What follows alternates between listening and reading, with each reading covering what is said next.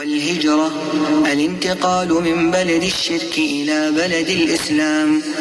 والهجرة فريضة على هذه الأمة من بلد الشرك إلى بلد الإسلام، وهي باقية إلى أن تقوم الساعة.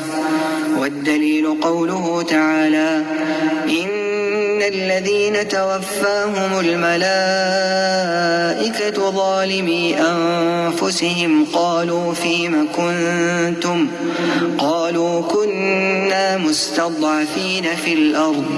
قالوا ألم تكن أرض الله واسعة فتهاجروا فيها فأولئك مأواهم جهنم وساءت مصيرا. إلا المستضعفين من الرجال والنساء والولدان لا يستطيعون حيلة ولا يهتدون سبيلا، فأولئك عسى الله أن يعفو عنهم، وكان الله عفوا غفورا.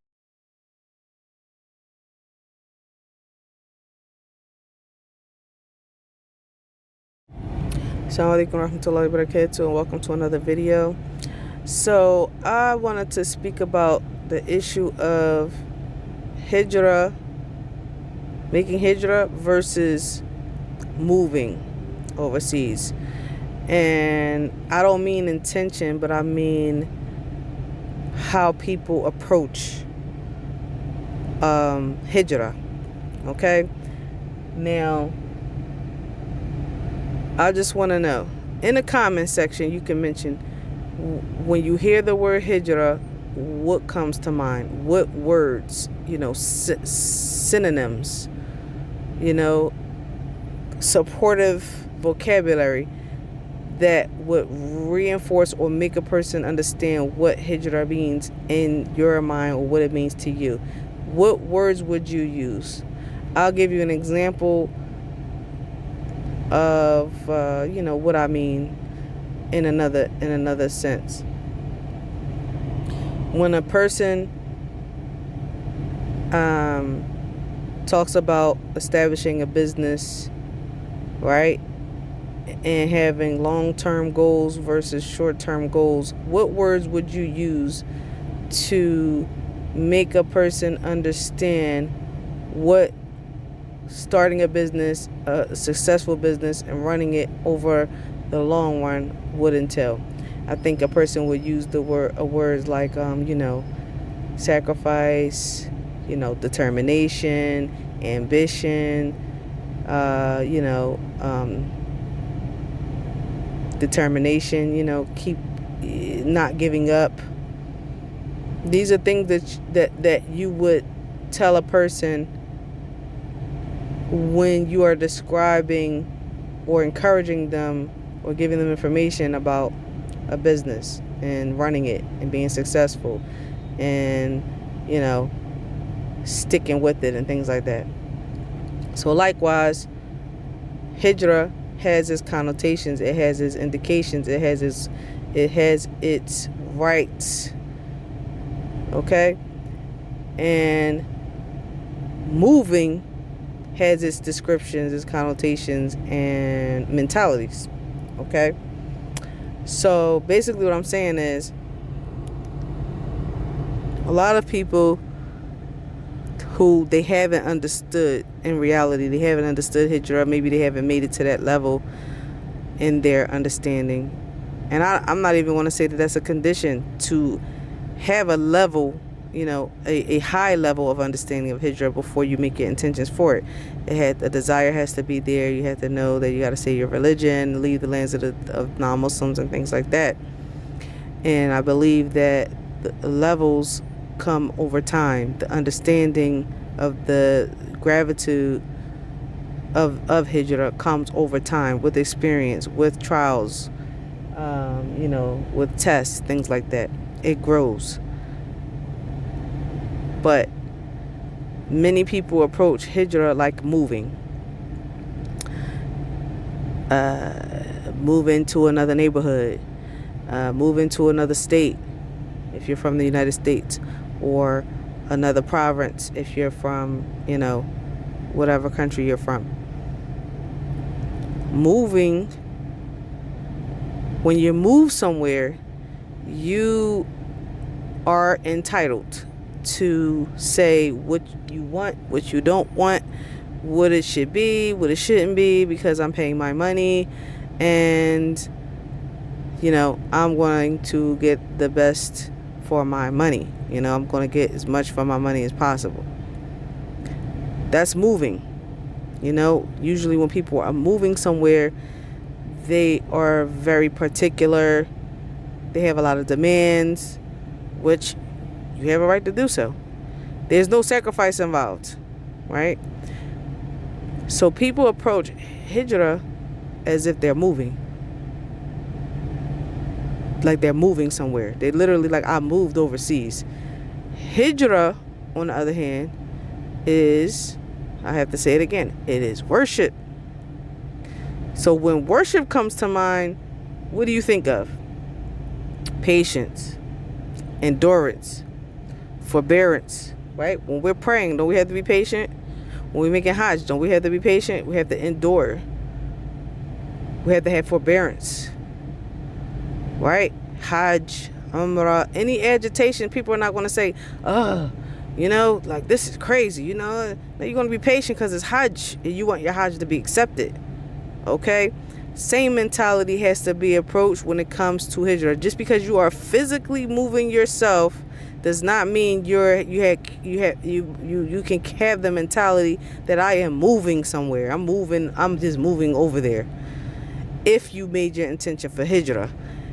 If you did not make your intention for Hijrah and you just moved overseas, then I 100% understand it. But I would say this: don't claim Hijrah when you have a moving mentality. When you have a moving mentality, then you are going to have, like I mentioned, demands, commands, particulars.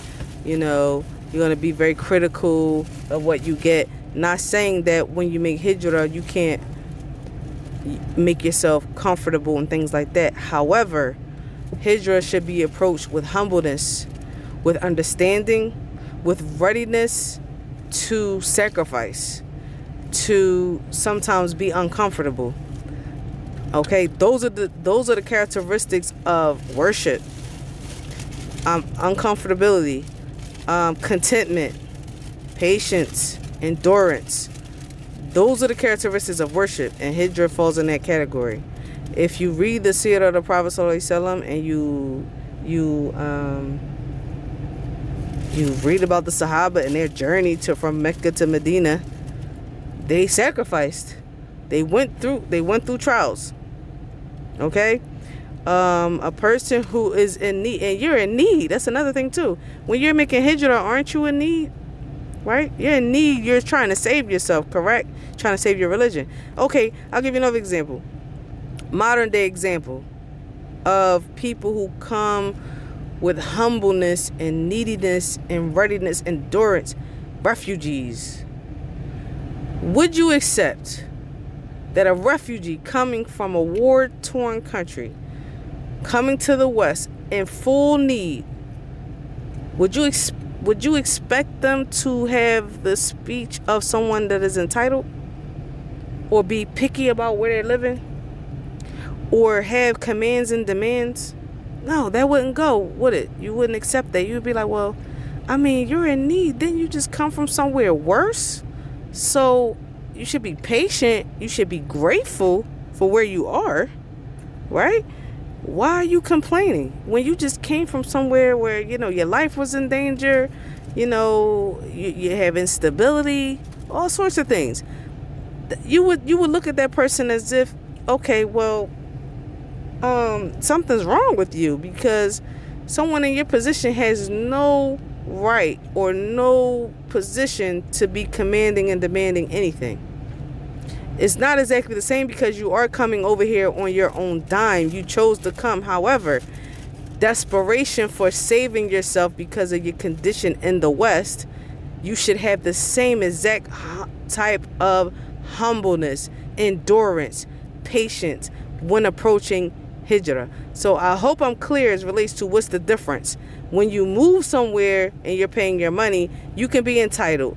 You can say, well, I don't want this or I don't want that, or things should be laid out for me like this and like that. You can say that because you're moving somewhere. And if you're moving to the UAE without the intention of hijrah, then that's fine. No problem. Be as picky as you want to. However, when you say hijrah and you're talking to someone who is on hijrah or has made hijrah and has made sacrifices, my brain does not compute, nor does it accept a person being very entitled and demanding and critical, because what hijrah means and its connotations and what its characteristics is exactly what I described: humbleness, endurance, patience. So when a person says that word and then their actions are contrary to that, it doesn't align with what you're saying out of your mouth. Okay? So that's what everyone needs to understand. Okay? And like we say in America, this new slang, check your privilege. Right? Your privilege. You're coming from privileged countries. And a whole lot of humbleness needs to be absorbed into your heart and into your brain. Okay? And thankfulness that Allah allowed you to get out of your circumstances of your religion being in danger. We're not talking about the issue of wealth, because some people like to throw their wealth around. Oh yeah, I have money, that's no problem. Very, very, very entitled. Very entitled. But that is a recipe for disaster and for you to be humbled. Because if it's worship and a person is boastful and a person is entitled, then know that trials are coming right around the corner. Know that Allah is going to put you through something. If you're saying out of your mouth that this is worship, you're going to go through something that's going to humble you. You're going to be humbled, because this is not a game. When you're talking about worship, it's not a game, because worship is for Allah only, right? It's for Allah alone. It's not for yourself. This is not so you can boast and brag and say, oh yes, you're saying hijrah in one instance, but you're acting like you're boasting and talking as if you moved somewhere. Like, oh yeah, I made hijrah to the UAE, but you're talking as if, oh, I moved to the UAE and I bought this and I got a villa and I have blah, blah, blah, and things should be how I want it to be. Check your privilege, check your niyyah, intention, get yourself together and be aligned. Align your words with your heart and your mind, because if not, you're going to be in some serious trouble. And from me talking to the people who live here, it has happened over and over and over again. We wonder sometimes why people had to suddenly leave. They find themselves in serious situations and had to give up everything here in the UAE and go back home. It happens in Saudi as well. It's because of the statements that they make and the mentality that they have. Allah takes it away from you so that you can gain some humbleness. Unfortunately, some people don't become humble. They become bitter, and then they tell and discourage others that, you can't make it over there. You can't make it. No, when the problem was you were the problem. But you won't ever admit to that. You won't ever admit to that. So that's what I have to say on the issue. It's something very important that you need to really, really think about. Take into consideration. Check yourself. Hold yourself accountable. That's something that a lot of us just don't do. We just refuse to do it. And it's going to be a downfall and a barrier in your growth. You can really grow as a person in your iman, in your self-development in a Muslim country. You really can.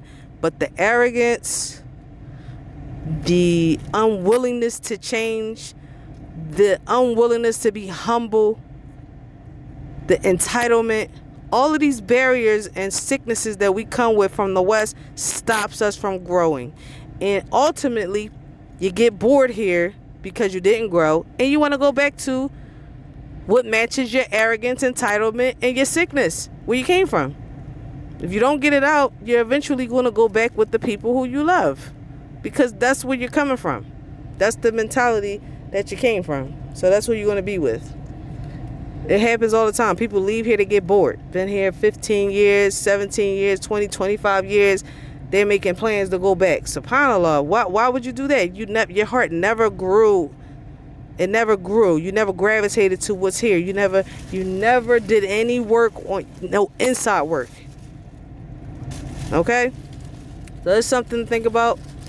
Please don't forget to like, share, and subscribe. And comment in the comment section. Tell me what you think about it. Those who have experienced it, who have gone through different phases and stages, who have grown, maybe you changed your mentality. Please expound. Tell me your thoughts. Get in the conversation. And I'll see you in the next video. Ma salama.